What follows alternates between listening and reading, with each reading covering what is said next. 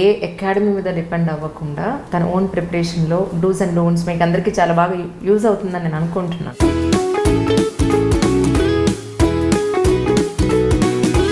మీ father దగ్గర నుంచి కూడా ఈ జనరేషన్ వరకు ఒక పీక్ స్టేజ్కి తీసుకెళ్ళగలిగింది అంటే that is only the reason because of education. Education మన ఆస్తి. అమ్మాయి అబ్బాయిని డిఫరెన్స్ ఎప్పుడు చూపించలేదు. One of the first person అనమాట డాక్టర్ అవ్వడము ఆ చిన్న విలేజ్ నుంచి.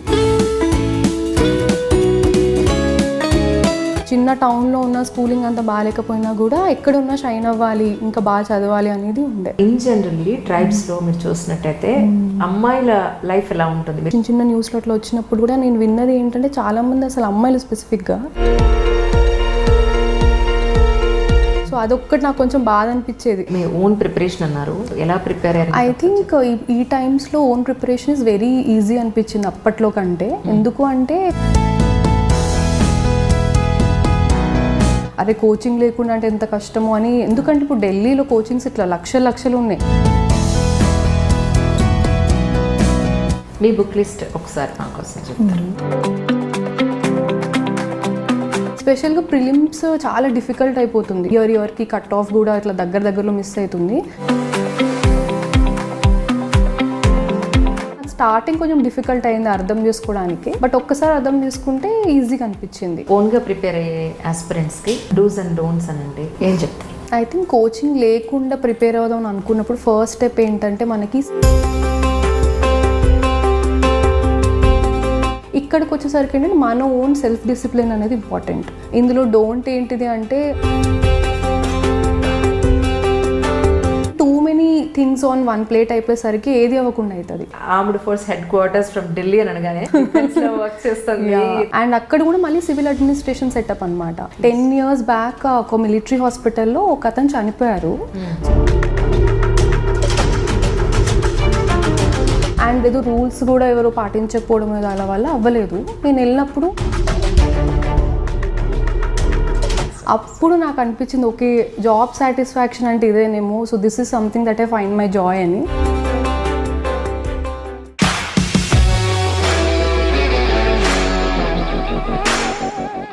అందరికీ నమస్కారం అండి. ఈయన కార్యక్రమంలో యూపీఎస్సీ రిజల్ట్స్ వచ్చి చాలా రోజులైంది. గెస్టులు నేను తీసుకురావడం, వాళ్ళ నెంబర్స్ దొరకడం, వాళ్ళతో మాట్లాడడం, వాళ్ళ టైం సెట్ చేసుకోవడం కొంత టైం పడుతుంది. అందువల్ల I'm so sorry to keep waiting you. చాలామంది అంటున్నారు మీది చాలా లేట్ అయిపోతుందండి, అన్ని ఛానల్స్లో ఇంటర్వ్యూస్ చూస్తున్నాం, మీ దాంట్లో ఎక్స్పెక్ట్ చేస్తాను, కొంచెం లేట్ అవుతుంది, బట్ వస్తాయి డెఫినెట్గా. Today is my special guest Amitha Sapavath is with me right now. 658వ rank, correct? Congratulations and you're looking so beautiful, really. Thank you so much అండి. పెట్టుకోను జనరల్గా. నేను కాలేజ్ నార్త్లో ఉండేసరికి అక్కడ కల్చర్ కొంచెం ఇన్ఫ్లుయెన్స్ అయ్యి అవునా పెట్టుకోను బొట్టు. మీరు బొట్టు పెట్టుకుంటే ఇంకా అందంగా ఉంటారు. ఇప్పుడు స్టార్ట్ చేస్తాను. నిజంగా ఒక వీడియోలో చూస్తాను నేను యాక్చువల్, అందులో మీరు బొట్టు పెట్టుకున్నారు. ఐ థింక్ స్పెక్ట్స్ కూడా ఉన్నాయా అందులో కదా? Reading specs. Okay okay. అప్పుడప్పుడు చదువుకునేటప్పుడు పెట్టుకుంటాను. Right right right. అదే నేను లిటిల్ కన్ఫ్యూజ్ అయ్యాను మేడం, మీ సిస్టర్ వచ్చింది. Right right. కంగ్రాచులేషన్స్ అండి. Thank you so much.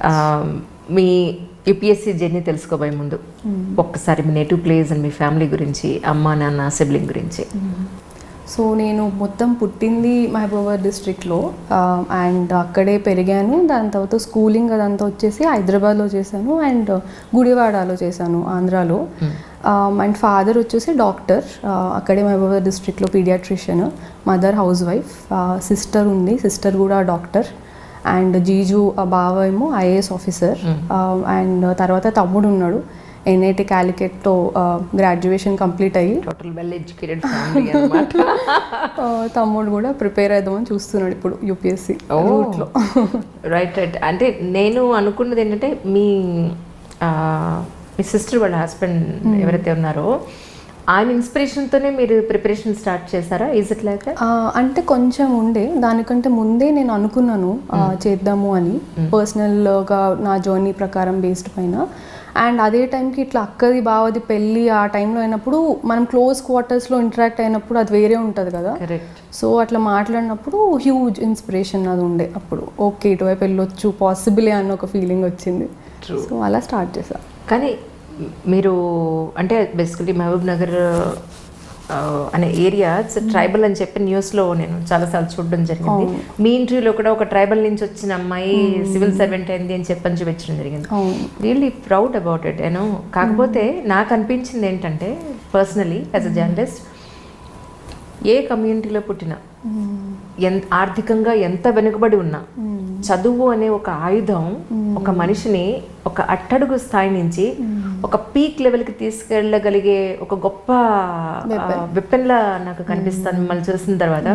నాన్నగారు చూస్తే డాక్టరు, మీ బ్రదర్ చూస్తే NIT, మీరు చూస్తే సివిల్ సర్వెంట్, మీ sister doctor again I think so right, మీ బావగారు సివిల్ సర్వెంట్ అగైన్. సో ఒక ట్రైబల్ అని చెప్పడానికి సింపుల్గా ఒక వర్డ్ చెప్పినా కూడా ఒక ఎడ్యుకేషన్ మీ ఫాదర్ దగ్గర నుంచి కూడా మీ జనరేషన్ వరకు ఒక పీక్ స్టేజ్కి తీసుకెళ్ళగలిగింది అంటే that is only the reason because of education. ఇది ఎగ్జాక్ట్లీ మా ఫాదర్ చెప్పే డైలాగ్ ఇది. చిన్నప్పటి నుంచి ఇదే చెప్పారనమాట, ఎడ్యుకేషన్ మన ఆస్తి అన్నట్టుగా. సో ఎడ్యుకేషన్ స్ట్రాంగ్గా ఉంటే అమ్మాయి అబ్బాయిని డిఫరెన్స్ ఎప్పుడు చూపించలేదు. స్ట్రాంగ్ ఎడ్యుకేషన్ ఉంటే ఎక్కడైనా షైన్ అవ్వచ్చు, అదే చాలా ఇంపార్టెంట్ అని ఉండే. అండ్ మై ఫాదర్ కూడా చాలా చిన్న మారుమూల ప్రాంతం నుంచి వచ్చిండ్రు. అప్పుడు అసలు అక్కడ ఎలక్ట్రిసిటీ ఏం లేకుండా అలాంటి సిచ్యువేషన్లో ఓకే నేను చదువుకుంటే ఇక్కడ నుంచి బయటపడి ఏదైనా రేపు చేయొచ్చు అని అనుకొని అలా one of the first person అనమాట డాక్టర్ అవ్వడము ఆ చిన్న విలేజ్ నుంచి. సో అలా అయ్యి మాకు చిన్నప్పటి నుంచి ఇది చాలా స్ట్రాంగ్గా చెప్తుండే, మీరు బాగా చదవాలి, చదివితేనే మనకి ఏమైనా ఉంటుంది రేపు అనేది. మనీ అన్నీ వస్తాయి పోతే కానీ చదువుతోటే షైన్ అవుతాం అంటే అది నాకు బాగా ఇంప్రింట్ అయిపోయింది చిన్నప్పుడే. చిన్న టౌన్లో ఉన్న స్కూలింగ్ అంతా బాగాలేకపోయినా కూడా ఎక్కడున్నా షైన్ అవ్వాలి, ఇంకా బాగా చదవాలి అనేది ఉండే. సో అలా స్టార్ట్ చేసిన. మీ పేరెంట్స్ దగ్గర నుంచి అంటే మీ బిఫోర్ జనరేషన్ నుంచి కూడా ఎడ్యుకేటెడ్స్ అవ్వడం వల్ల ఒక స్టేబుల్ లైఫ్, ఒక లేదంటే ఒక గౌరవప్రదమైన జీవితం అది మీరు చూస్తున్నారు. బట్ ఇన్ జనరల్లీ ట్రైబ్స్లో మీరు చూసినట్టయితే అమ్మాయిల లైఫ్ ఎలా ఉంటుంది మీరు చూసే ఉంటారు చుట్టుపక్కల జీవితాలు. సో ఏమైనా డిస్క్రైబ్ చేయగలుగుతారు? అంటే మీరు కరెక్ట్గా చెప్పినట్టు నేను లైక్ ఫస్ట్ నేనే IIT క్రాక్ చేసిన నేను ఉన్న దగ్గర నుండి. అప్పుడు కూడా నేను లైక్ న్యూస్లో అక్కడ చిన్న చిన్న న్యూస్లో అట్లా వచ్చినప్పుడు కూడా నేను విన్నది ఏంటంటే చాలామంది అసలు అమ్మాయిలు స్పెసిఫిక్గా చదవని కూడా చదవరంట, అంటే మనకి రాదులే అనుకోను, వారు తొందరగా మ్యారేజ్ అయిపోవడము అలా. మళ్ళీ కొన్ని ఇయర్స్ తర్వాత మళ్ళీ ఇప్పుడు న్యూస్ వచ్చినప్పుడు మళ్ళీ నేనే ఫస్ట్ అదే అమ్మాయి అని గుర్తుపెట్టాను కొంతమంది న్యూస్ రిపోర్టర్స్. మళ్ళీ ఇన్ని ఇయర్స్ తర్వాత మళ్ళీ నువ్వే ఇట్లా చేసినావు క్రాక్ చేసినావు, సెకండ్ టైం మళ్ళీ క్రాక్ చేయడము. ఆల్రెడీ ఒకసారి వచ్చింది ర్యాంక్ UPSC సివిల్ సర్వీసెస్లో. సో అదే నాకు అనిపించింది, ఇప్పుడు 2-3 ట్రైబల్ అమ్మాయిలు నాకు కలిసి నువ్వు మాకు ఇన్స్పిరేషన్ అక్క, నిన్ను చూసి మేము కూడా చదువుదాం అనుకుంటున్నాము అని, పేరెంట్స్ కూడా మేము చదివిద్దాం అనుకుంటున్నాము అనేది నాకు అది చూసి అనిపించింది. అంటే అసలు అంతమంది ముందు ఫస్ట్ సెల్ఫ్ బిలీఫ్ ఒకటి, కమ్యూనిటీలో అలా ఎవరు ఎక్కువ ఇన్స్పిరేషన్ లేకపోవడము, తొందరగా మ్యారేజ్ అనేది. సో అదొక్కటి నాకు కొంచెం బాధ అనిపించేది ముందు నుంచి కూడా చూస్తుంటే. చుట్టుపక్కల కజిన్స్ కూడా చూస్తున్నాం కదా, చాలా తొందరగా మ్యారేజ్ చేసేయడం అలా. సో నాకు అది కొంచెం హ్యాపీగా అనిపించింది, కొంచెం అట్లా ఇన్స్పిరేషన్గా ఏమన్నా అయితే అని. బట్ స్టేట్ చూసినట్టుగా అయితే కరెంట్ స్టేట్ ఇంకా ఇంప్రూవ్ అవ్వాలి. చాలామంది అమ్మాయిలు మ్యారేజ్ వల్లనో లేకపోతే ఇంట్లో ఫైనాన్షియల్ రీజన్స్ వల్లనో అసలు ముందుకు వెళ్ళి చదవడం అనేది, స్పెసిఫిక్గా అవుట్ ఆఫ్ దట్ స్టేట్ వెళ్ళడమే ఒక బిగ్ థింగ్. ఇప్పుడు ఆపర్చునిటీస్ మొత్తం ఇండియా వైడ్గా వరల్డ్ వైడ్గా వస్తున్నాయి కదా, పంపడానికి భయపడుతున్నారు, వారు పంపినా వస్తుందో రాదో అని ఒక ఆ సెల్ఫ్ డౌట్ అనేది స్ట్రాంగ్ ఉండిపోయింది. ఇది అబ్జర్వ్ చేశాను నేను రీసెంట్ టైమ్స్లో ఇంకెక్కువ. అంటే మీ ప్రిపరేషన్ అంతా ఎక్కడ నడిచింది? నేను కోచింగ్ ఏం తీసుకోలేదు, సెల్ఫ్ ప్రిపరేషన్ చేశాను. చేసినప్పుడు ఫస్ట్ టైం నాకు ర్యాంక్ వచ్చిందనమాట. అప్పుడు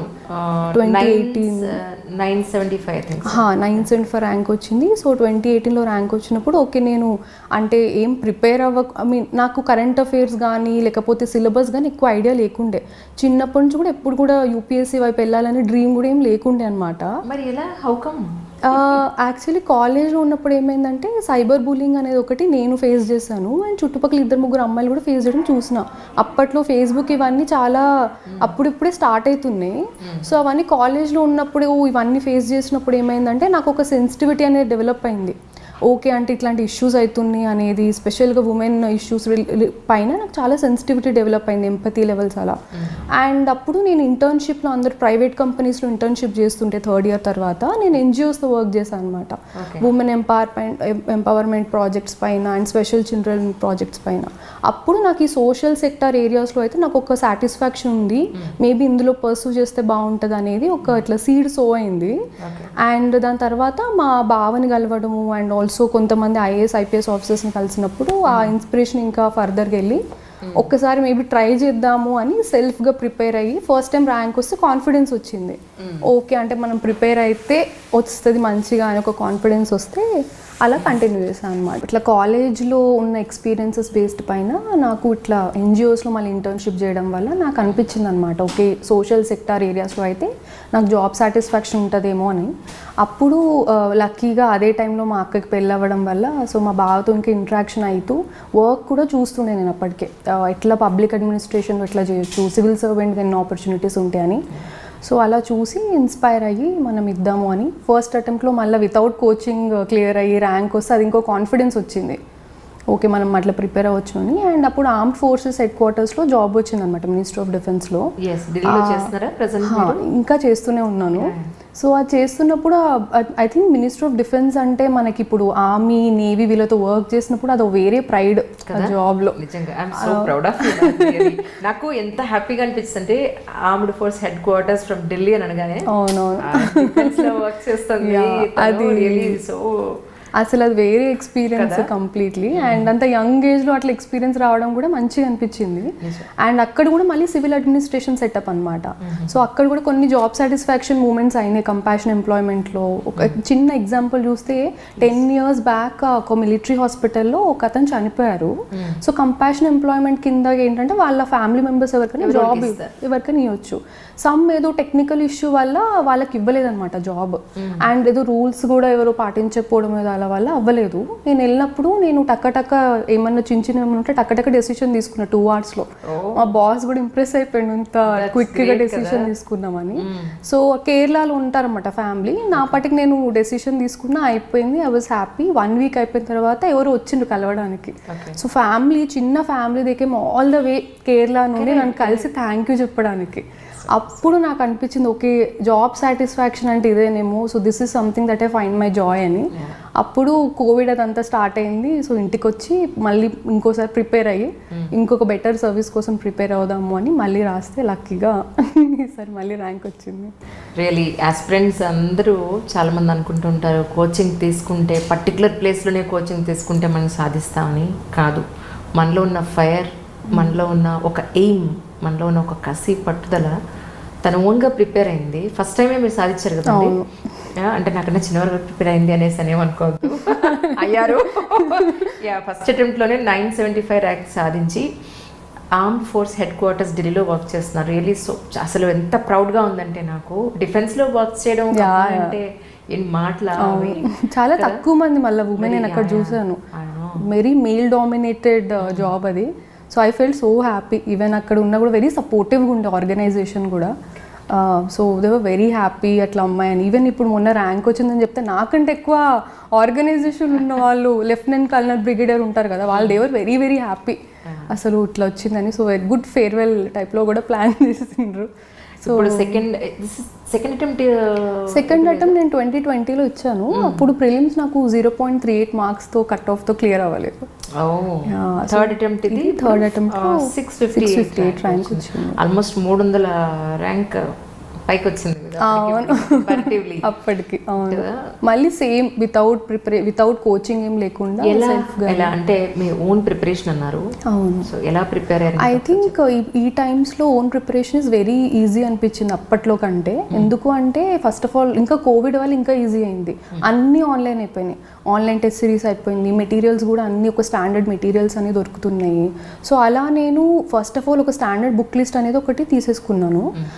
తీసుకున్న తర్వాత టెస్ట్ సిరీస్ మెయిన్ ఇంపార్టెంట్, నాకు వచ్చి ఇంపార్టెంట్ రోల్ ప్లే చేసింది టెస్ట్ సిరీస్ అనమాట. అంటే 3 stagesలో prelims and mains and interview స్టేజ్లో ప్రాక్టీస్ చేయడం కోసం చాలా టెస్ట్ సిరీస్ చేశాను అనమాట. నాది ఒకటి స్టాండర్డ్ పెట్టుకొని ఇన్ని అవర్స్ అని సెట్ చేసుకొని నాది నేను ఒక సెల్ఫ్ డిసిప్లిన్ మోడ్లో ఈ టైంకి చదవాలి, ఆ టైంకి అది చదవాలని పెట్టుకుంటాం. బికాస్ మనం కోచింగ్ తీసుకున్నా తీసుకోకపోయినా మన ఓన్గానే ప్రిపేర్ అవ్వాలి.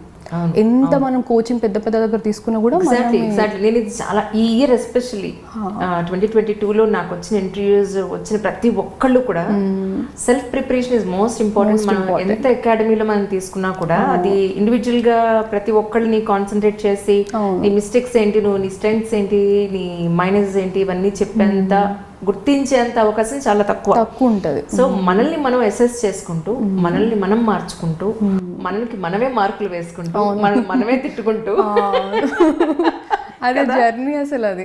అండ్ వెరీ బ్యూటిఫుల్ జర్నీ అనిపిస్తుంది నాకు. ఎందుకంటే ఇక్కడ ఎవరు వచ్చి చెప్పరు, చిన్నప్పుడు ఏదో హాస్టల్స్లో వార్డెన్ తిట్టినట్టు ఇక్కడ ఎవరు వచ్చి చెప్పరు. మనమే లీడ్ చేసుకోవాలి, ఇది ఇలా చేయాలి, అలా చేయాలి, మిస్టేక్స్ అంటే తిట్టుకోవాలి, ఏమైనా మంచి చేస్తే పొగడాలి కూడా, ఓ బాగా చేసినావు ఈరోజు, హ్యాపీ మనమే బాగా చేస్తాం అనుకోవాలి. సో అట్లా ఆ జర్నీలో అది నాకు చాలా బాగా అనిపించింది. అంటే మన స్ట్రెంగ్స్ వీక్నెసెస్ అర్థమైతే, వీక్నెసెస్ ఇవి అంటే ఇంప్రూవ్ చేసుకోవాలి అని. సేమ్ అది నేను ప్రిపరేషన్లో కూడా పెట్టుకున్నాను అనమాట. ఎవ్రీ స్టేజ్కి ఓకే, నా వీక్నెసెస్ ఈ ఏరియాస్, ఈ సబ్జెక్ట్స్లో కొంచెం వీక్ ఉన్నా, ఇక్కడ కొంచెం ఎక్స్ట్రా చదవాలి, స్ట్రెంగ్స్ ఇవి, సో ఇక్కడ ఇంకా మంచిగా అట్లా ఇంప్రూవ్ చేసుకోవాలి అని అలా ఆల్ 3 స్టేజెస్లో అలానే చేసుకుంటూ వెళ్ళాను. అండ్ ఇప్పుడు ఇట్స్ వెరీ ఈజీ అండి. నాకు చాలామంది కూడా అరే కోచింగ్ లేకుండా అంటే ఎంత కష్టమో అని, ఎందుకంటే ఇప్పుడు ఢిల్లీలో కోచింగ్స్ ఇట్లా లక్షలు ఉన్నాయి, తక్కువ కూడా కాదు. మళ్ళీ అక్కడ లివింగ్ స్టాండర్డ్స్ చాలా హై ఉంటాయి. అండ్ స్పెషల్గా సౌత్ ఇండియన్స్కి అక్కడ ఫుడ్ కానీ కల్చర్ కానీ ఒక కల్చర్ షాక్ అవ్వచ్చు, లాంగ్వేజ్ ఓవరాల్గా. సో అక్కడికి వెళ్ళి ప్రిపేర్ అవ్వాలని అయితే నన్ను అడిగితే అంతేం లేదు. ఇప్పుడు టైమ్స్ మనం ఒక డిజిటల్ ఇండియా టైంలో ఉన్నాము. ఎక్కడ కూర్చున్నా, ఏ మూలలో కూర్చున్నా కూడా చిన్న ఇంటర్నెట్, ఆ బుక్స్ ఒకటి లిస్ట్ తీసుకుంటే, అండ్ అదే మీరు చెప్పినట్టు ఒక బర్నింగ్ డిజైర్ ఉండాలి లోపల, అది ఉంటే ఖచ్చితంగా ఎక్కడున్నా ఎవరైనా క్లియర్ చేయొచ్చు. మీ బుక్ లిస్ట్ ఒకసారి మా కోసం చెప్తారు. సో ప్రిలిమ్స్లో వచ్చేసరికి ఒక 5-6 సబ్జెక్ట్స్ ఉంటాయి. పాలిటీకి అయితే స్టాండర్డ్ బుక్ లక్ష్మీకాంత్, హిస్టరీకి నేను ఎన్సీఆర్టీస్ చదివాను, అండ్ మోడర్న్ ఇండియాకి అయితే స్పెక్ట్రమ్ అని ఒక text book, and ancient medieval రెండింటికి నేను బేసిక్ ఎన్సీఆర్టీసే చదివిన. దాని తర్వాత జాగ్రఫీ వచ్చి కూడా ఎన్సీఆర్టీస్ చదివిన. అండ్ ఇంకేమైనా జాగ్రఫీలో కరెంట్ అఫైర్ ఇష్యూస్ ఏమైనా ఉంటే నేను న్యూస్ పేపర్స్ నుంచి గ్యాదర్ చేసుకోవడం, నోట్స్, లేకపోతే మళ్ళీ ఇంకేదైనా పర్టికులర్ కరెంట్ అఫైర్ మెటీరియల్ మార్కెట్లో చిన్నవి ఏమైనా దొరికితే అది తీసుకోవడం అది చేశాను. దాని తర్వాత ఎన్వైరన్మెంట్కి కూడా ఒక standard book, Shankar IAS book అని వాళ్ళ కోచింగ్ సెంటర్ వాళ్ళది ఒక బుక్ ఉంటుంది, చాలా బాగుంటుంది. సో ఆ బుక్ ఒకటి చదివాను. మిగతావని నేను కరెంట్ అఫైర్స్లో కవర్ చేశాను అనమాట. అంటే సైన్స్ అండ్ టెక్నాలజీ కానీ, బయోడైవర్సిటీ పైన కానీ ఏమున్నా కూడా కరెంట్ అఫైర్స్లో చేశాను. ఓవరాల్గా కరెంట్ అఫైర్ది ఒక్క కోచింగ్ వాళ్ళది నేను ఒకటి, ఎవరిదైనా మార్కెట్లో మంచి మెటీరియల్ ఉంది, కంపైల్ అయ్యింది అంటే వాళ్ళ తీసుకొని ఇవి ఒకటి సెట్ చేసుకున్నాం అన్నమాట. ఎందుకంటే మల్టిపుల్ బుక్స్ వైపు వెళ్ళకుండా సింగిల్ ఒక్కొక్కటి ఫిక్స్ చేసుకుని వీటిని ఒక 10-20 సార్లు రివైజ్ చేసి, స్పెషల్గా ప్రిలిమ్స్ చాలా డిఫికల్ట్ అయిపోతుంది, ఇయర్కి కట్ ఆఫ్ కూడా ఇట్లా దగ్గరలో మిస్ అవుతుంది. ప్రిలిమ్స్కి నాకు బికాస్ లాస్ట్ టైం ఆల్రెడీ నాకు చాలా తక్కువ మార్జిన్తో ప్రిలిమ్స్ క్లియర్ అవ్వలేదు కాబట్టి ఈసారి ఏం చేసా అంటే ఒక 80 టెస్ట్ పేపర్స్ సాల్వ్ చేసిన అనమాట. అంటే ఎన్నంటే సాల్వ్ చేస్తే మనకి అసలు ఛాన్స్ ఇవ్వద్దు ఎక్కడ పోయేటట్టుగా ఈసారి అనుకున్నా. కట్ ఆఫ్కి ఒక 40 మార్క్స్ ఎక్కువ వచ్చింది ఇంకా ఈసారి, లాస్ట్ టైం ఎక్స్పీరియన్స్ మైండ్లో పెట్టుకొని. సో ప్రాక్టీస్ ఎక్కువ చేశాను అనమాట. సో అలా సింపుల్గా ఆ బుక్ లిస్ట్. మెయిన్స్కి వచ్చేసరికి ఏమవుతుందంటే 4 పేపర్స్ జిఎస్ పేపర్స్కి మనకు ఒక ప్రతి సింపుల్ వాళ్ళే సిలబస్ అంతా డీటెయిల్గా ఇస్తారు. సో అట్లా ఎవ్రీ సబ్జెక్ట్కి లైక్ మళ్ళీ జాగ్రఫీ హిస్టరీకి సేమ్ పెట్టిన నేను, ప్రిలిమ్స్కి ఏది చదివిన మెయిన్స్ కూడా అదే. సొసైటీ వచ్చేసరికి నా ఆప్షనల్ సోషియాలజీ అనమాట. సో నాకు అక్కడ చాలా వరకు కవర్ అయిపోయినాయి టాపిక్స్ ఏమైనా కామన్గా ఉంటే, సో అవే పెట్టుకున్నాను. ఆన్సర్ రైటింగ్ అనేది ఎక్కువ చేసిన ఇక్కడ పేపర్ 1లో. Paper 2 and 3 very much dynamic subjects. So ఇక్కడ న్యూస్ పేపర్ రీడింగ్ అనేది నేను ప్రిపేర్ అయినప్పటి నుంచి డే 1 నుంచి న్యూస్ పేపర్ ఒక్కటి వదలలేదు. ఎవ్రీడే ఎక్కడ ఉన్నా ఏమున్నా కూడా హిందూ న్యూస్ పేపర్ అనేది ఎవ్రీడే చదివేదాన్ని. దానివల్ల మన కరెంట్ అఫైర్ ఇష్యూస్ టాపిక్స్ ఏమైనా ఉన్న క్వశ్చన్స్ అడిగినా కూడా, ఎందుకంటే 2 years back current affair issue ఈరోజు అడగొచ్చు, మనం ఇప్పుడు మొన్నటి వరకు అది వినకపోయి ఉండొచ్చు. బట్ ఆ న్యూస్ పేపర్ రీడింగ్ హ్యాబిట్ పెట్టుకుంటే ఈజీ అవుతుంది. సో అలా ఈ 2 పేపర్స్కి నేను డైనమిక్ కరెంట్ అఫైర్ ఇష్యూస్ అనేది నేనే ఓన్ నోట్స్ చేసుకునేదాన్ని. ఒకవేళ ఓన్ నోట్స్ చేసుకోవడం కొంతమందికి ఇబ్బందిగా ఉంటే కూడా కరెంట్ అఫైర్ కంపైలేషన్స్ మంచిగా వస్తుంది ఇప్పుడు మార్కెట్లో. సో అది కూడా మనకు ఆన్లైన్లో ఫ్రీగా దొరుకుతుంటే అది కూడా తీసుకొని చదవచ్చు. అండ్ ఆ సబ్జెక్ట్స్కి కూడా స్టాండర్డ్ బుక్స్ ఏవైతే ప్రిలిమ్స్కి చదవనో అదే సేమ్ పెట్టా అనమాట, డిఫరెంట్గా ఉండకుండా. అండ్ ఒక 4th పేపర్ వచ్చేసరికి ఎథిక్స్ పేపర్ ఉంటుంది. దానికి డీకే బాలాజీ సార్ ఆల్రెడీ ప్రీవియస్గా సార్ క్లియర్ చేసి ర్యాంక్ వచ్చింది సార్కి. సార్ ఒక బుక్ లాంచ్ చేశారు. సో ఆ బుక్ నేను చదివి ప్రాక్టికల్ ఎగ్జాంపుల్స్ ఏమైనా ఉంటే, ఎథిక్స్ వచ్చేసి ఏంటంటే మనకి ఇప్పుడు ఎవరైనా బ్యూరోక్రాట్స్ ఎవరైనా మంచి పనులు చేస్తే ఎగ్జాంపుల్స్ మనకు దొరుకుతాయి. సో నేను అప్పుడెప్పుడో 20-30 years బ్యాక్ ఎగ్జాంపుల్స్ కంటే లాస్ట్ 5-6 yearsలో మంచి వర్క్ చేస్తున్నది మనం చూస్తున్నాం కదా, అలాంటి కరెంట్ ఎగ్జాంపుల్స్, కంటెంపరీ ఎగ్జాంపుల్స్ బాగా రాశాను ఈసారి పేపర్లో. సో అదొకటి అడ్వాంటేజ్ అయింది అనిపించింది. సో ఈ 4 పేపర్స్కి ఇచ్చేసాను. ఎస్సే వచ్చేసి ఏంటంటే చాలా క్రియేటివ్ పేపర్ అది. అంటే ఎస్సే ఏంటంటే చిన్న టాపిక్, ఉమెన్ టాపిక్ పైన ఉంటే మనము ఉమెన్ రూరల్ ఏరియా నుంచి ఇంటర్నేషనల్ లెవెల్ వరకు అందరిపైన రాయొచ్చు. సో ఆ ఇన్నోవేషన్, ఆ క్రియేటివిటీ ఇస్తుంది ఎస్సే. సో దానికి మోస్ట్లీ ప్రాక్టీస్ ఎక్కువ చేసేదాన్ని, బికాస్ మనం ఇన్ని చదువుని ఉంటాం కదా, అక్యుములేటెడ్ నాలెడ్జ్ బేస్డ్ పైన ఎక్కువ ప్రాక్టీస్ చేసి ఇంప్రూవ్ చేసుకుంటూ వెళ్ళాను ఎస్సేకి. ఫైనల్గా ఆప్షనల్ సోషియాలజీకి నేను ఒక స్టాండర్డ్ బుక్స్ ఆల్రెడీ నేను చెన్నైలో ఒక మ్యామ్ నాకు లక్కీగా పరిచయం అయ్యారు శంకరైస్ అకాడమీలోనే. మ్యామ్తో నేను ఇంటరాక్ట్ అవుతూ ఉండేదాన్ని రెగ్యులర్గా పర్సనల్గా మ్యామ్తో. ఎందుకంటే ఆప్షన్ వచ్చేసి గ్రాడ్యుయేషన్ లెవెల్ అనమాట. మిగతావన్నీ మనం ఆన్లైన్లో బుక్ చదివితే అర్థమవుతుంది, కానీ ఇది గ్రాడ్యుయేషన్ సబ్జెక్ట్ కదా. మళ్ళీ నేను వచ్చింది సైన్స్ బ్యాక్గ్రౌండ్ నుండి, సో నాకు చాలా డౌట్స్ ఉండేవి. మ్యామ్తో లక్కీగా మ్యామ్ దొరకడం వల్ల నేను రెగ్యులర్గా ఇంటరాక్ట్ అయ్యి హెల్ప్ తీసుకుంటూ అలా అందులో ప్రిపేర్ అయ్యి కొంచెం బెటర్గా మార్క్స్ రావడానికి మ్యామ్ కొంచెం హెల్ప్ చేశారు. సో ఇది మెయిన్స్, ఈ 2 బుక్ లిస్టులు ఇవే. సోషియాలజీ మీకు ఆప్షనల్స్ కష్టం అనిపించలేదా?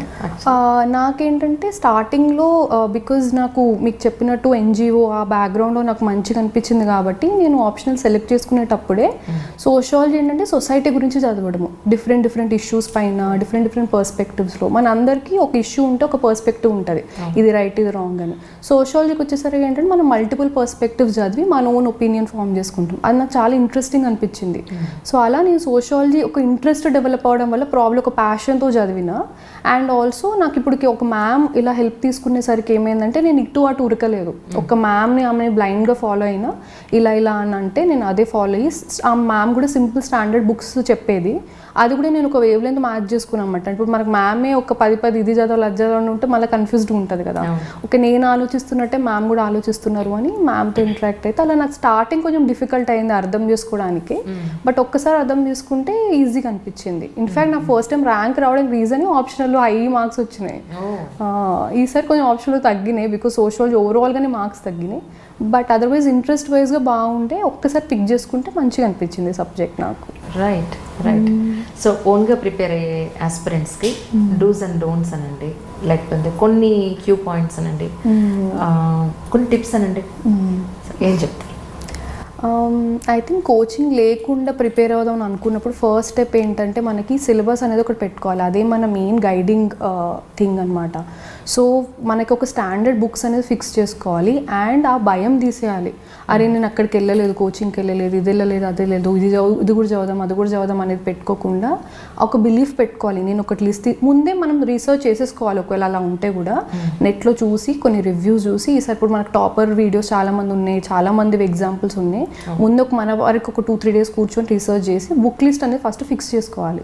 ఒక్కసారి ఫిక్స్ చేసుకుంటే మనం దాని బేస్డ్ పైన చదువుకుంటూ వెళ్ళాలి. ఎందుకంటే మళ్ళీ మన mind diversion main important thing ఇక్కడ. స్పెషల్గా కోచింగ్ తీసుకోకపోతే ఎందుకో ఇన్సెక్యూరిటీ ఉండిపోతుంది. అరే తీసుకోలేదు కదా ఇప్పుడు ఎట్లా అనేది. సో అదొక బిగ్ డోంట్ అనమాట. అంటే ఆ ఇన్సెక్యూరిటీ తీసేసి ఒకటి ఫిక్స్ చేసుకుని చదవాలి. So this is something do లిస్ట్లో వస్తుంది. దీని తర్వాత ఏంటంటే ఈ త్రూ అవుట్ ప్రాసెస్లో కోచింగ్ వెళ్తే మనకి ఏముంటుంది, ఒకటి అక్కడ ఒక డిసిప్లిన్డ్ ఉంటుంది, క్లాస్ అటెండ్ అవుతాము, టెస్ట్ ఉంటుంది, అవన్నీ ఉంటాయి. ఇక్కడికి వచ్చేసరికి ఏంటంటే మన ఓన్ సెల్ఫ్ డిసిప్లిన్ అనేది ఇంపార్టెంట్. అండ్ ఇది తర్వాత కూడా చాలా ఇంపార్టెంట్గా మనకి హెల్ప్ అవుతుంది కూడా. మన ఓన్గా మనం లీడ్ చేస్తున్నాం ఇక్కడ లైఫ్ కాబట్టి అది హెల్ప్ అవుతుంది. లక్కీగా దీంట్లో ఒక ఫ్లెక్సిబిలిటీ కూడా ఉంటుంది మన ఓన్గా చేయడం వల్ల. సో ఇక్కడ డూస్ ఏంటిది అంటే మనకు ఎవరో వచ్చి చెప్తారు అని కాకుండా మనమే చేసుకుంటూ డిసిప్లిన్డ్గా ఈ రోజు ఎవ్రీడే నా టార్గెట్స్ ఇవి అని చదువుకుంటూ సింపుల్గా వెళ్ళడము. అండ్ స్పెషల్గా కోచింగ్ లేని వాళ్ళకి ఇంపార్టెంట్ థింగ్ ఏంటంటే టెస్ట్ సిరీస్ జాయిన్ అయితే చాలా హెల్ప్ అవుతుంది. సో దట్ అదొక డిసిప్లిన్ క్రియేట్ చేయడానికి హెల్ప్ అవుతుంది. ఎవ్రీడే ఒక వీక్లీ వన్స్ ఒక టెస్ట్ ఉంటుంది, ఆ సిలబస్ చదివి నేను టెస్ట్ రాస్తాను. సో ఇదొక డూ. ఇందులో డోంట్ ఏంటిది అంటే మళ్ళీ మల్టిపుల్ థింగ్స్ వైపు ఉరకొద్దు. ఇది చేయాలి అది చేయాలి, ఈ బుక్ చదవాలి, ఈ టెస్ట్ చేయాలి ఆ టెస్ట్ చేయాలి, ఇక్కడ జాయిన్ అవ్వాలి అక్కడ జాయిన్ అవ్వాలి అంటే ఏమైతుందంటే too many things on one plate అయిపోయేసరికి ఏది అవ్వకుండా అవుతుంది. సో అది చేయకుండా ఒకటే సింగిల్ ఫోకస్డ్ మైండ్ తోటే వెళ్ళాలి. సో ఇవి మెయిన్గా. అండ్ వీటి ఫాలో అవుతూ వెళ్తూ ఉంటే డిసిప్లిన్గా అయిపోతుంది. కానీ బట్ మీరు ఎన్ని అవర్స్ చదివారు అంటే ఏం చెప్తారు? అంటే జాబ్ పక్కన జాబ్ చేస్తూ చదివినట్టున్నారు కదా. ఫస్ట్ అటెంప్ట్లో అయితే లక్కీగా అప్పుడైతే ఫస్ట్ టైం కాబట్టి ఒక 14 hours to 16 hours వరకు అంటే ఓన్లీ చదవడమే లాగా పెట్టుకున్నా. సోషల్ మీడియా ఏదన్నా అన్ని కట్ చేసి ఒక రూమ్లో ఉండిపోయి ఓన్లీ చదవడము. అండ్ మమ్మీ ఫుడ్ అవన్నీ మమ్మీ అరేంజ్ చేసేది, నేను అసలు బయటికి అడుగు పెట్టకుండా. సో చాలా ఈజీగా ఉండేది. సో 14-16 hours వరకు రూమ్లో ఉండేదాన్ని. బ్రేక్ తీసుకున్నా ఏదన్నా న్యూస్ రిలేటెడ్ వింటూ ఉండేదాన్ని. సో దట్ అదే లూప్లో ఉండిపోయేదాన్ని. దాని తర్వాత బికాస్ జాబ్ ఉండే కాబట్టి కొంచెం డిఫికల్ట్ అయింది టైంలో అటు వీటిలలో. అండ్ స్పెషల్గా స్టార్టింగ్లో అయితే ఇంకా జాబ్లో ఎక్కువ వర్క్ అయిపోయేసరికి ఎక్కువ టైం ఇవ్వలేదు. అండ్ ఆల్సో మా దాంట్లో ఎట్లా అంటే ఒకసారి ట్రైనింగ్ జాయిన్ అయితే 1-2 years వరకు అటెంప్ట్ ఇవ్వడం కూడా అలౌడ్ కాదు. సో ఫస్ట్ జాబ్ చేసిన 2 years, దాని తర్వాత కోవిడ్ రావడం వల్ల లక్కీగా 4 months వరకు ఎలాగో ఎవరికి జాబ్ అప్పుడు అందరికి లీవ్ కాబట్టి లీవ్లో వచ్చేసి అప్పుడు నేను లీవ్ అప్లై చేసుకున్నాను అనమాట. ప్రిపేర్ అవుదాము. ఆ 4 monthsలో నాకు అనిపించింది ఓకే ఫుల్ ఫ్లెజ్డ్గా ఇస్తే మనకు మంచిగా ఉంటుందేమో అనుకుని అప్పుడు లీవ్ పెట్టా ఈ అటెంప్ట్కి 2021కి. పెట్టడం వల్ల మళ్ళీ అంతే 10 to 12 hours పక్కా చదివాను. బట్ ఈసారి ఒక బ్యాలెన్స్ అనేది పెట్టుకున్నాం. అప్పట్లాగా ఒక బ్రూటల్గా ఎవ్రీ డే 14-16 hours అంటే మనకు కూడా ఎగ్జాస్టెడ్ ఉంటుంది కదా, ప్రొడక్టివిటీ అంత హై ఉండకపోవచ్చు అప్పుడప్పుడు. సో ఈసారి ఒక బ్యాలెన్స్ ఏం పెట్టుకున్నా అంటే అప్పుడప్పుడు కొంచెం బ్రేక్ తీసుకొని ఏదైనా హాబీ ఉంటే పర్సూ చేయడం. నేను క్రాఫ్టింగ్ చేసేదాన్ని అండ్ ఏమన్నా యూట్యూబ్లో వీడియోస్ చూసేదాన్ని, ఇంటర్వ్యూస్ అట్లా టెడెక్స్ టాక్స్ అట్లా ఉంటే అవి చూసేదాన్ని. మా ఐడెంటిమెంటరీ ఏం చూడలేదు. అయ్యో చూసాను, అవి కూడా చూసేదాన్ని. ఇవి కూడా చాలా ఇన్స్పిరేషనల్ కదా, ఇవైతే స్టార్టింగ్ నుంచి చూసేదాన్ని. సో ఇలా యూట్యూబ్ వీడియోస్ చూసేదాన్ని అండ్ బుక్స్ కూడా ఏమైనా చదివేదాన్ని, ఏమైనా ఆడుకునేదాన్ని. సో అట్లా ఒక హోలిస్టిక్ పర్సనాలిటీ వైపుగా ట్రై చేసేదాన్ని. అండ్ అది చాలా హెల్ప్ అయింది. ఫైనల్ ఇంటర్వ్యూలో నాకు నేను వెళ్ళిన బోర్డుకి హైయెస్ట్ మార్క్స్ వచ్చినాయి అనమాట. సో ఎందుకంటే నాకు తెలిసి ఇట్లా ఈసారి పర్సనాలిటీ డెవలప్మెంట్ పైన కూడా ఫోకస్ చేసిన, బ్యాలెన్స్ అయింది preparation. At the same time ఇంటర్వ్యూలో కూడా మనకు ప్లస్ పాయింట్ అయింది. వాళ్ళు చూసినప్పుడు హాబీస్ లిస్ట్ ఖాళీగా లేకుండా అరే అమ్మ ఇది కూడా చేస్తుంది ఖాళీ టైంలో అని ఒకటి హోలిస్టిక్ పర్సనాలిటీ కనిపిస్తుంది కదా. సో అలా చేశాను ఈసారి. ఫస్ట్ ఇంటర్వ్యూ ఎలా, అప్పుడు ఫస్ట్ అటెంప్ట్ అప్పుడు ఇంటర్వ్యూ ఎలా జరిగింది? ఇప్పుడు ఆల్రెడీ మీరు అచీవ్ చేసేసి యూపీఎస్సీ ఆల్రెడీ జాబ్ చేస్తూ సెకండ్ టైం మీరు అచీవ్ చేశారు కాబట్టి పెద్దగా ఎక్సైట్మెంట్ ఏమి ఉండదు. రిజల్ట్స్ వచ్చినప్పుడు ఓకే అప్పటికన్నా ఇంకా బెటర్ గ్రేడ్ వచ్చిందని అనుకుంటారేమో, ర్యాంక్ వచ్చింది అనుకుంటారేమో. ఫస్ట్ టైం రిజల్ట్స్ వచ్చినప్పుడు ఇంటర్వ్యూ, ఈ రెండు ఒకసారి మాకోసం. సో ఫస్ట్ ఇంటర్వ్యూ అయితే నాకు బాగా నర్వస్గా ఉండే, ఎందుకంటే నేను దాని ముందు జాబ్ ఇంటర్వ్యూస్ ఎక్కడికి వెళ్ళలేదు. కాలేజ్ తర్వాత ప్రిపేర్ అయ్యి ఇదే నా ఫస్ట్ ఇంటర్వ్యూ అనమాట. సో మనకు అక్కడ ఉండడం బాగా స్కేరీ ఉంటుంది. అక్కడ అట్మాస్ఫియర్ అంటే లోపలికి వెళ్ళడానికి 3-4 steps ఉంటాయి, సెక్యూరిటీ చెక్కింగ్ ఉంటుంది, ఏదో ఉంటుంది, ఏదో ప్రెసిడెంట్ ఆఫ్ ఇండియాని కలుస్తున్నాం అన్న ఫీలింగ్ వస్తుంది. సో అలా భయంగా ఉండే కానీ ఒకసారి వెళ్ళగానే వెరీ కంఫర్టబుల్గా అన్నీ బాగుండే. అండ్ క్వశ్చన్స్ కూడా మోస్ట్లీ నా ఏదైతే అప్లికేషన్ ఉంటుందో డాఫ్ బేస్డ్ పైననే ఉండే, ఆప్షనల్ వేరే సబ్జెక్ట్స్ మన డిస్ట్రిక్ట్ మన స్టేట్ వీటి పైన ఉండే. కూల్గా మంచిగానే అయింది, డీసెంట్గా అయింది మార్క్స్. అప్పుడు ఒక 176 మార్క్స్ వచ్చినాయి. ఓకే డీసెంట్ మార్క్స్ అని అనిపించింది. ర్యాంక్ వచ్చినప్పుడు కూడా నేను మీకు చెప్పినట్టు ఫస్ట్ అటెంప్ట్లోనే నాకు ర్యాంక్ రావడం అనేది అసలు లిస్ట్లో పేరు, ఎందుకంటే అసలు లక్షలలో రాస్తారు, అందులో సెలెక్ట్ అయిందా అయ్యారు ఒక ఐ థింక్ ఒక 14 lakhs members రాసిన అయ్యారు అండ్ 1000 members సెలెక్ట్ అయ్యారు. సో అందులో ఫస్ట్ టైం నేను చిన్నప్పటి నుంచి ప్రిపేర్ కూడా నేనేం లేదు, నాకు డ్రీమ్ అలా కూడా లేకుండే. సో నేను అలా ప్రిపేరే రాసి ర్యాంక్ వచ్చింది అనేది నాకు అసలు మంచిగా అనిపించింది అనమాట. కాన్ఫిడెన్స్ వచ్చింది మెయిన్గా చెప్పాలి అంటే. ఏ సర్వీస్ వస్తుంది ఏముంది దానికంటే కాన్ఫిడెన్స్ మంచిగా అనిపించింది. సో అది అయింది. నెక్స్ట్ వచ్చిన టైంకి నాకు ఈసారి ర్యాంక్ వచ్చినప్పుడు మాత్రం ఏమనిపించింది అంటే ఏ సర్వీస్ వస్తుంది ఏదైనా అనిపించింది. సో పక్కాగా మంచి సర్వీస్ వస్తుంది అండ్ దాంట్లో కూడా ఇప్పుడు మంచి సర్వీస్ వస్తుంది అండ్ ఇంటర్వ్యూ మార్క్స్ అవి చూసినప్పుడు కూడా మంచిగా వచ్చినాయని అదొక సాటిస్ఫాక్షన్ ఉండే. నేను పెట్టిన ఎఫర్ట్కి నాకు కొంచెం ఇంకా మంచిగా వచ్చింది ఈసారి అని అలా ఉండే ఈ ఎక్స్పీరియన్స్. ఇంటర్వ్యూకి మీతో పాటు మమ్మీ డాడీ ఇద్దరు వచ్చిండ్రు.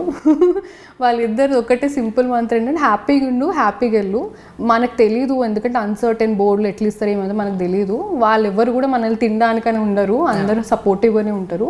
సో నువ్వు వెళ్ళి హ్యాపీగా వెళ్ళి నీ పర్సనాలిటీ అక్కడ మంచిగా చూపించు, ధైర్యంగా చూపిస్తే మంచిగా ఉంటుంది అని. మమ్మీ తింటే పెద్ద ఎక్స్పీరియన్స్ లేదు మమ్మీకి, బట్ స్టిల్ ఒక సింపుల్ మంత్రం ఇది ఎప్పుడు చెప్తూ ఉండేది. సో ఇది చెప్పిందనమాట, అది హెల్ప్ కూడా అయింది.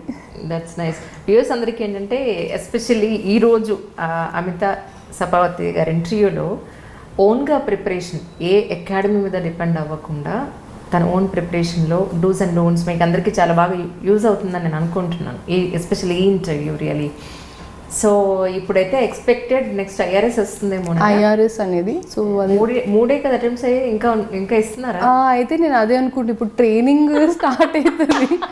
ట్రైనింగ్ స్టార్ట్ అయితే ప్రాబబ్లీ ట్రైనింగ్ స్టార్ట్ అయిన తర్వాత ఏవోలు పెట్టుకొని రాద్దామా అని అనుకుంటున్నా. అది చూడాలి. ఓకే ఇప్పుడు ఈ ఇయర్ అయిపోయింది కదా ప్రిలిమ్స్, ఇయర్ కదా నెక్స్ట్ ఇయర్. మొన్న అయితే రాయలేదు నేను అప్పుడు ఎగ్జామ్. సో అవి రిజల్ట్ వచ్చిన 4 డేసే అండ్ అది కూడా నేను రాయాలా వద్దా అనుకున్నా, ఎందుకంటే ఐఆర్ఎస్లో కూడా బాగుంటాయి ఆపర్చునిటీస్ కదా, మంచిగా ఉంటుంది, మంచిగా స్టార్ట్ అవుతుంది కదా అనుకున్నా.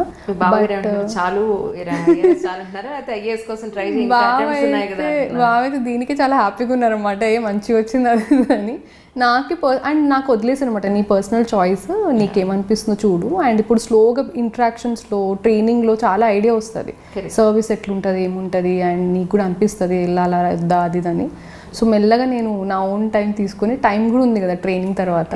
సో అండ్ ఛాన్స్ కూడా ఉంటుంది ఐఆర్ఎస్లో. లక్కీ థింగ్ ఏంటంటే ఈఓఎల్ ఆప్షన్ ఉంటుంది, అంటే మనం లీవ్ తీసుకోవచ్చు 1 year, వాళ్ళు కూడా ఎగ్జామ్ రాయడానికి ఇస్తారనమాట. మళ్ళీ వేరే సర్వీసెస్లో అలా ఉండదు, రెస్ట్రిక్షన్స్ ఉంటాయి చాలా, వాళ్ళు రిజైన్ చేసే వెళ్ళాలి. అవును. సో లక్కీకి ఇందులో ఈ ఛాన్స్ ఉంది కదా, సో మంచిగానే ఉన్నావు, యంగ్గానే ఉన్నావు, రాయి అని అంటే ఓకే అని అనుకుంటున్నాను. అయితే ఇంకొకసారి నేను వెయిట్ చేసి అయితే ప్రాబ్లీ ఇంకా నేను ఆలోచిస్తున్నా, బట్ వెరీ మచ్ పాజిటివ్గా ఉన్నా రాద్దాము మళ్ళీ అని.